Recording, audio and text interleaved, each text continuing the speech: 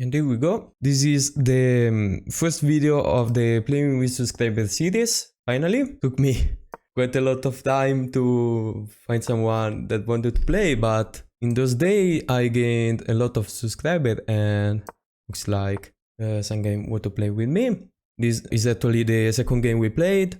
This guy played pretty well, I have to say. He was winning, he lost on time. I mean, after it was in time trouble, the position was completely lost, but he played really well. The only problem was that he played quite slow, which I mean, in rapid could be a problem sometime. I see you know theory pretty well though. Wow. Yeah, he's rated almost a 1600 and looks like you know theory pretty well. But I want to see how he plays after we are not in his theory. This is still theory, in fact. Now probably bishop g5 and I play queen on a4 is theory, and I also stop there, kinda. I mean, the next move are kinda forced. And at his level, you are starting to get good, but you still need to understand a lot of things. Pretty much to understand a position. You lack of experience usually, and at this level, I mean, yeah, theory is good, but I wouldn't suggest to focus too much on theory.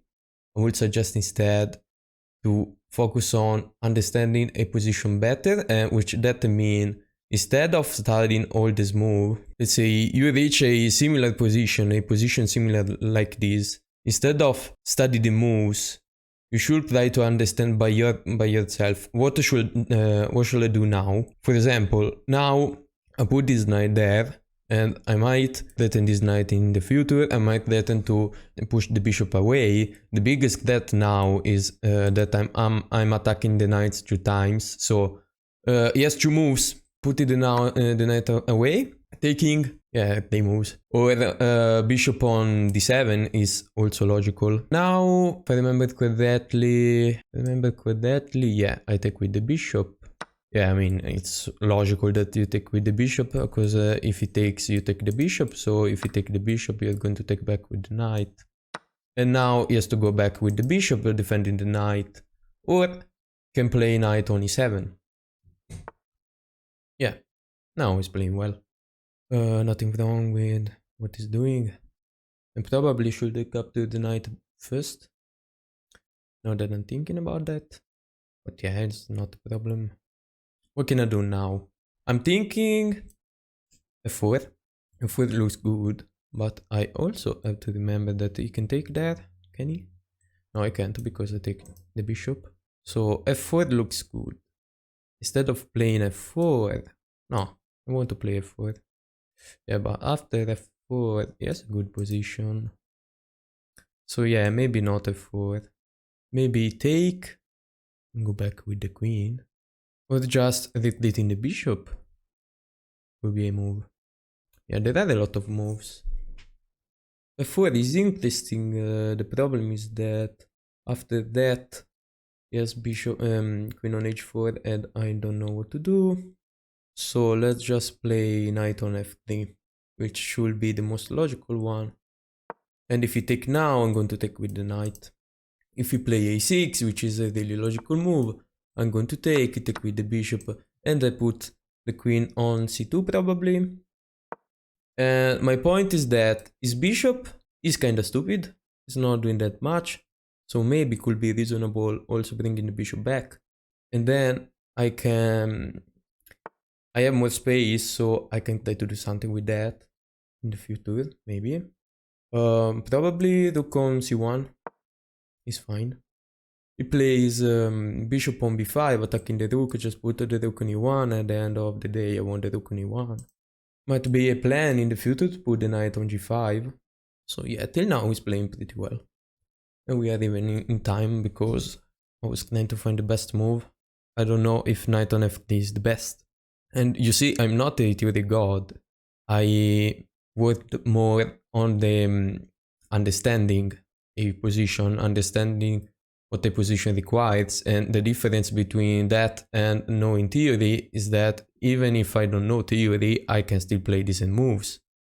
Obviously, if I know theory, I play better moves, I'm playing the computer moves, but I can still play decent moves. The point is that you're not going to play theory for all the games, so you should also be able to play your own moves, and this move has to be good. And how you do that? Honestly, you should play a position a lot of time, and every time you make a mistake, you should see the good answer. If you lose, and even if you win, you take a look at the analysis, and if you made a mistake, you correct it. So it's like learning theory, but this way is lower, but you understand the position better. It's going to take you more time, but at least you're going to understand the position, and you're going to play similar position in a certain way.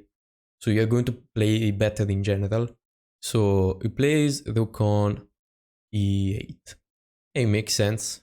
It's an idea in this position to do something like that. Not a fan of this move now, though. So if I play knight on g5, I can't play h6. That's something. And I'm curious to see how he wants to defend that. He kinda has to play g6, which is a weakness, and then I can go back and see, or play f4. And now I have a good attacking position. He can't play h6 because he gets mated. So g6, f4, h6, go back, and I played f4 now. And I don't think he has all those annoying moves. Yeah, exactly. And now f4, f5 if he allows me. Probably the best move he has now is to play f5 itself. Why?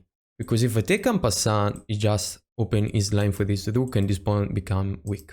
And after f5, I don't have breaks. Yeah, he plays h6. I don't like h6 because this is a serious weakening of the position. I don't like it at all. And also now there could be a tactic. e6, I take with the queen, he defends, I take. He's going to take and what? Don't feel like it's a great tactic though. There is a tactic, but it's stupid. So knight on f3. So this weakened the position a lot. And with this pawn move, not only this pawn is weak, also this pawn is weaker because it was defended one more time before. I still want to play f4. Somehow. I can't do that now. Yeah, this move attack the rooks for a second, and after that though, I'm not doing that much. I mean, also this move, I don't love it. I know you are attacking my rook, but you have to think what happens after that, which is one of the biggest difference between an advanced player and an intermediate player. They play a move without thinking about the consequences. It's not losing, but you play this move.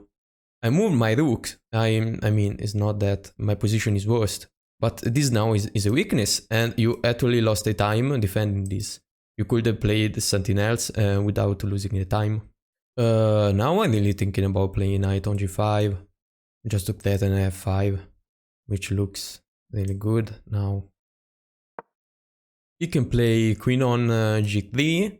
After that I defend my knight, and I should be okay. And I'm going to push. Yeah, this bishop is a bit annoying, but the fact is that I don't have any piece on this diagonal. I'm not going to put a piece on this diagonal, and even if you put a queen on g4, you can't really use this diagonal. So it's not even that great, this bishop. And my plan is... no, not to take, to play f4. f4, g5 is another big weakening of the position, and then I see. Probably f6 after that, and looks crashing. If I take, it just defends with the rook and what? Don't see a follow-up. It's also important when you are around 2-3 minutes that you play faster. I know you try to find the best move, yes. But with this time, around 30 minutes. If you don't play faster, you lose. Even if you play better than your opponent, because probably you're going to, because you're thinking more. You're going to lose because you end up with 20 seconds on the clock. You can't even think about a move, and then you lose. You lose on your pieces, or you lose on time. So now you should really play faster. That's important. But I mean, this is a training, so if he's trying to find the best move, yeah, it's completely fine. Yeah, I think Queen G3 could be annoying for me. Then I play G3 and I see. So he plays the queen on a good square. And then, yeah, we really need to see. Probably putting the king on the side and then trying to do something with these rooks. That could be interesting. But you should try to play actively now. And this is not a good move, because now you just take f5 in the face and there isn't too much you can do about that. This is not a good move. Now I want to take with the knight. Why? Because after the attack with the knight, the rook can go on f3 and on g3 and gg. But now really you should play, yeah. I'm attacking the rook. If he loses a time moving the rook, I have a rook on f3. And this is the end. Yeah, you played well, but you see, at this level you play well you play decent move in general. But they are not such great moves. I mean, h6, I think it was a mistake. The point is that if you keep playing moves that are not so good, in the long run, the position is going to be completely lost. Because it's like, I mean, it's plus 0.4 for me, then plus 0.6, then I'm plus 1, plus 2, you know. And I'm going to win. This is hopeless. If you want to be that guy, I could be really tricky because he has no time and take this pawn. He can't take this pawn back. Because the queen is pinned, but I'm thinking that actually this move is much stronger. Yeah, I have to play this move. It's not that tricky, but yeah, now he's down a lot in time. Take, queen is hanging. And now I want to bring also the queen. Yeah, he resigned. Yeah, he played well, but the worst part was h6. After that, he had too many weaknesses. So, to conclude, what should a 1500 or below rated player do? Well, you go to the analysis of the game and you see your mistake. So, let's go to the first mistake. And this is not a mistake. This is good. He played pretty well to this point. This is kind of a weird move, honestly. I don't know. It makes sense. It makes sense to put the queen there, but probably queen on e7 is better because you are controlling the dark square diagonal, and you can also go there in the future. It's better because actually it prevents knight on g5. I'm sure about that. In fact, the moment he played queen on d7, what I played knight on knight on g5. Why? Because despite the fact that I don't know theory, I know that this does not defend this, and in this position, in order to defend, he has to weaken himself. And a weakening, in this case, for example g6, has to be wrong for him. So that's why I went for this plan. Because I know how to get an advantage from a position. So he should play g6 now, which he played. Yeah, this is a pretty big weakening of the position. Maybe in the future I have ideas of queen c3 and queen on h3, for example. This is pretty weak, so that was good. f4 is the best move, which I played. And now, computer is seeing f6. I would say f5. But f6 also does pretty much what I said.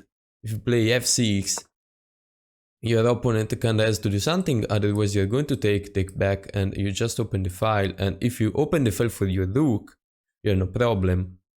But my opponent pushed the wrong pawn. h6 is wrong, has to be wrong. Why? Because now this is weaker. Now this is a weakness. your rook is not open, so I can attack you in the future. In fact, it's plus 1.6. It's not losing, but you see, I said 1500 played, decent moves, but in the long run, they're going to lose. You see, now this is another decent move, is not great. In fact, after rook f2, my best move is plus 1.7. It was plus 1.5. Now it's going to be plus 2 probably. Now he played this move because he wants to defend his pawn, and I say, yeah, okay, but you are going to waste time. The best move was c5, which was much more direct, much more active. Sometimes the best defense is the attack. And you can't really play c6 because I'm scared about the bishop. Yeah, it needs snapped. And if you play c5, probably, what is the point? If you take with the queen, you're going to be attacked by the rook. I guess is that. So you can't take with the queen. You take with the pawn, and now maybe f6 or target this pawn somehow. Just d4. Just d4, put the queen on the square. Now, this was advanced. I don't know if I would have found that. But yeah, obviously, I felt that what he did was slow. In fact, is almost plus 1.8. No, plus 1.6 now. And I attack this pawn. It's the best move? No, but computer likes it. Big thing. Yeah, shut up. Yeah, it's pretty good though. And now this is pretty bad because you just give me f5. And it's not that you're giving me f5, you give me f5 and you have to take a pretty bad decision, because it's not that you can just push this pawn. For example, your queen is hanging, and after this the position was completely hopeless. Obviously f3 was the best move. Wow, I played this game like with 90% accuracy. Yeah, rook h3. Yeah, taking was the second best move. I mean, shut up. 97. 97. 97, what if you take with the queen? It's checkmate. Go there and it's checkmate. Beautiful move. Plus 71. Yeah, this was hopeless. So, my suggestion is to understand a position instead of studying the move of the position, if you know what I mean. You see, this is the best move, why? And you try to think by yourself why it's the best move. You try to remember why is the best move, so in the next game you are going to play a better move. You don't need to know the best move after you make this mistake. I think you just need to know a better move. Not the best, a better move. Then, if you see that there is a better move, you're going to see by yourself later. And this is how you start to understand how position works. Because now, after this mistake, you know that h6 in a position where you play g6 has to be bad. Can't be good at all. So, I guess that's it for today, guys. I hope you liked this video and see you soon.